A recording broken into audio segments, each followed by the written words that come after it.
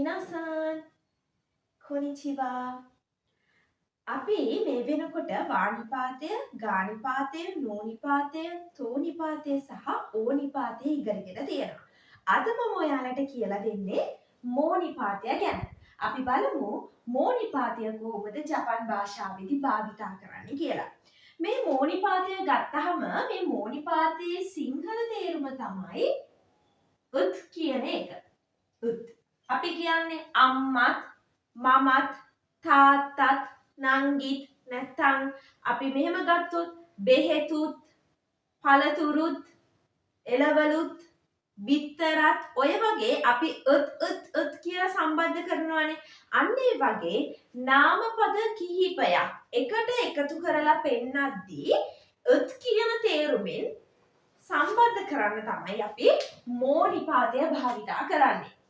නාමපද කිහිපයක් එකට එකතු කරලා පෙන්වන්න තමයි අපි මෝනිපාතය භාවිතා කරන්නේ. එතකොට තේරුම වෙන්නේ උත් කියන තේරුම. අපි බලමු උදාහරණයක්. මම කියනවා අම්මා එළවලුත් පළතුරුත් බිත්තරත්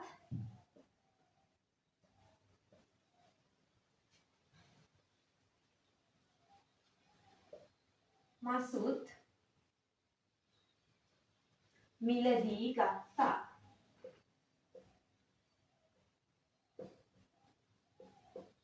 අපි බලමු මේ වාක්‍ය කොහොමද ජපන් භාෂාවෙන් ලියන්නේ කියලා.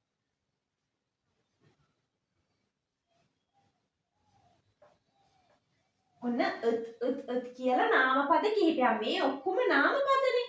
මේ කියන නාමපද මොකද කරලා තියෙන්නේ? උත් දාලා සම්බන්ධ කරලා. එහෙනම් දැන් උත් වලට සමානව ජපන් භාෂාවේදී භාවිතා කරන්නේ අපි මෝනිපාතය. දැන් අපිට තියෙන්නේ මේ කියන නවුන්ස් ටික මෝනිපාතය දාලා එකට සම්බන්ධ කරන්න. අපි බලමු මේ වාක්‍ය කොහොමද ලියන්නේ කියලා. අම්මට අපි කියනවා හහා කියලා. එළවලු වලට කියනවා අපි යසයි කියලා.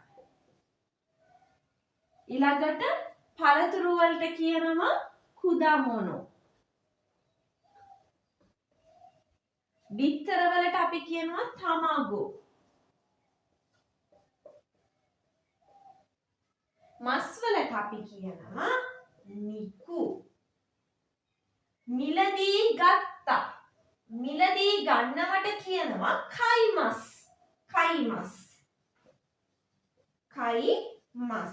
දැන් මෙතන තියෙන්නේ මිලදී ගත්තා කියලානේ. එහෙනම් මේ කයිමස් කියන එකේ past tense එක අපි ගන්න ඕනේ. past tense එක. එතකොට අපි කියන්නේ කයිමස් කියලා නෙමේ කයිමස්තා කියලා. කයිමස්තා. අපි ඉස්සරහා පාඩම් වලදී බලමු කොහොමද මේ මස් ෆෝම් එකක් past tense වලට දාන්නේ. ඒ දේවල් අපි ඉස්සරහදී බලමු. දැනට මේක මතක තියාගන්න. එතකොට කයිමස් කියන එකේ past tense එක වෙන්නේ කයිමස්තා. කයිමස් කියන්නේ බඩු මිලදී ගන්නවා.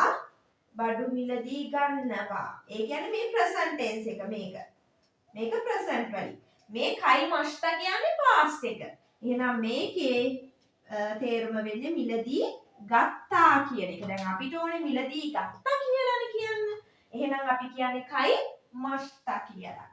කයිමස්තා. හරි. එහෙනම් දැන් මේකේ කවුද කර්තෘපදය වෙන්නේ? අපි කතා කරන්නේ අම්මා ගැන. මේ කියන නවුන්ස් ටික ඔක්කොම මේ කියන බඩු ටික ඔක්කොම මිලදී ගන්නේ අම්මා කියන කෙනා. එහෙනම් අම්මා කියන කෙනා ගැනනේ අපි මේන් කතා කරන්නේ. අන්න එහෙනම් මේන් කැරක්ටර් එක වෙන්නේ අම්මා. අන්න එයාව තමයි අපි උක්ත කරන්නේ. එහෙනම් එයාව උක්ත කරන්න අපි දානවා වා කියන පාටිකල් එක. හහවා එළවලුත් යසයි මෝ. පළතුරුත් කුදාමොනෝ මෝ. බිත්තරත් තමාගෝ mo. Hai? Masut. Ehena niku mo. Kaimashita. Miladi gatta. Therunada?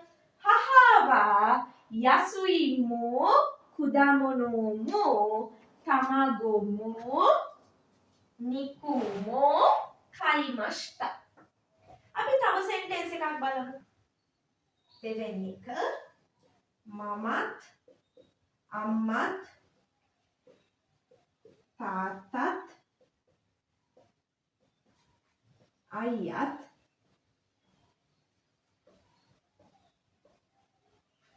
ජපානයට යනවා.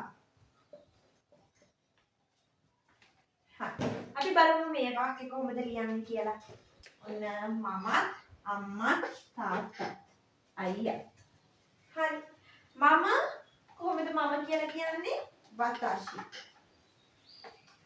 අම්මට කියනවා අපි හහා. තාත්තට කියනවා චීචි. අයියට කියනවා අනි. ජපානයට අපි කියනවා නිහොන්. යනකට අපි කියනවා ඉකිමස්. හරි. දැන් අපි මේකට නිපාත දාමු. මමත් කියද්දි වතාෂි මෝ. අම්මත් හහා මෝ. තාත්තත් චිචි මෝ. අයියත් අනි මෝ. නිහොන් ඉකිමස්. හරි. එහෙනම් නාමපද කිහිපයක් එකට එකතු කරනවා උත් කියන තේරුමෙන්. අන්න ඒ උත් කියන තේරුමට සමානයි ජපන් භාෂාවේ මොන නිපාතයද? මෝ නිපාතය. තේරුණාද? නාමපද කිහිපයක් එකට එකතු කරනවා අපි උත් කියන තේරුමෙන්. ඔයාලා සරලව මතක තියාගන්න මෝ කියන නිපාතයේ තේරුම වෙන්නේ උත්. සිංහල භාෂාවෙන් උත් කියන එක. හරි. එහෙනම් අද කියලා දුන්න පාඩම ඔයාලට තේරුණා කියලා මම හිතනවා. එහෙනම් ඊළඟ පාඩමෙන් අපි හම්බෙමු. මිට කොරටි අරිගතෝ ගොසයිමාස්. සයෝනාරා මිනාසන්.